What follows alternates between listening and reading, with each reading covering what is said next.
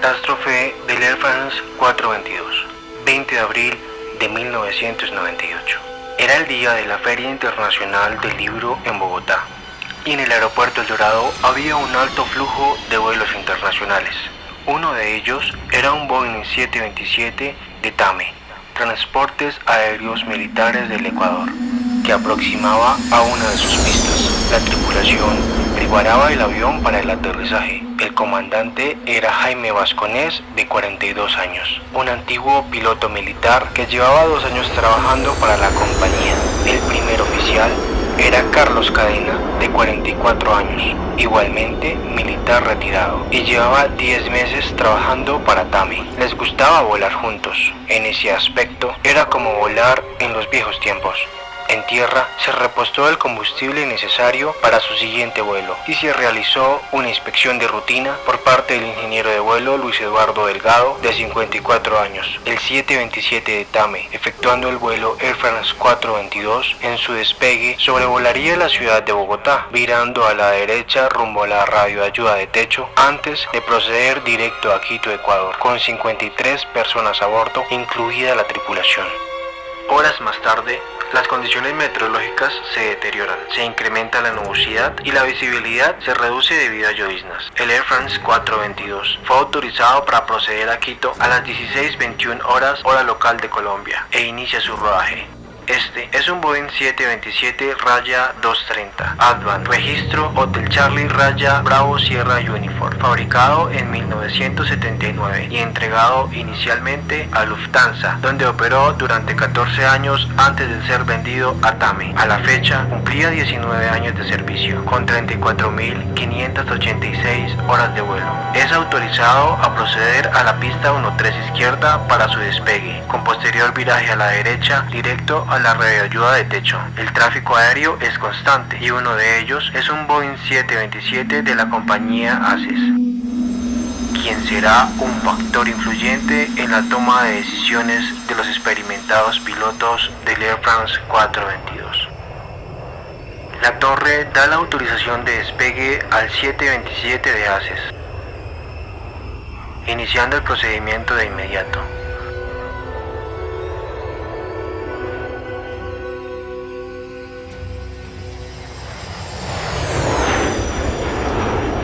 Las condiciones meteorológicas no son las mejores. El Air France 422 continúa su rodaje a posición y el 727 que recién despegó se encuentra con bastante turbulencia, la cual reporta a la torre de control como wind shear.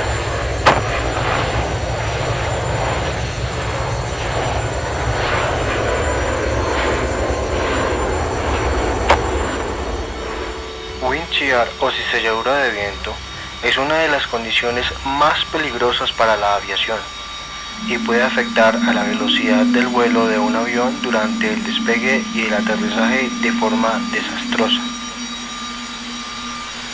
La torre informa al Air France 422 acerca de esta condición reportada por el 727 de ACES. Los pilotos colacionan la información de alerta de ese fenómeno y preparan su avión para el despegue. Su experiencia les ha permitido reconocer que este tipo de fenómeno puede ser desastroso debido a que las fases más peligrosas del vuelo son el despegue y el aterrizaje al tener baja velocidad y poca altura.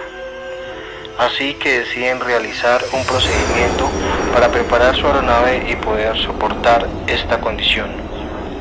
El comandante Vasconés le indica a su primer oficial que debe adicionar 15 nudos al despegue y así contrarrestar el efecto de wind shear. La decisión tomada es cambiar velocidad por altitud. Los pilotos se concentran en ganar velocidad sin tener en cuenta la altitud ni el procedimiento de salida. Lo ideal era ascender lentamente para alcanzar mayor velocidad y según los pilotos del Air France 422, una velocidad segura para contrarrestar el fenómeno de wind shear era alcanzar 260 nudos. Así que se concentraron en ello, situación que ocasionó la pérdida de noción del tiempo y espacio o de conciencia situacional de la tripulación. descuidando los demás parámetros para la navegación segura estipulada en el procedimiento de salida. De esta manera, conduciendo el vuelo a la colisión contra el terreno. La tripulación del Tame finalmente nunca experimentó el fenómeno de wind shear, reportado por el tráfico anterior. El Aces quizás solo experimentó turbulencia, pero lo reportó como wind shear. Fue un error humano, a pesar de tanta experiencia y afectado por la baja visibilidad y llovizna que había en el momento.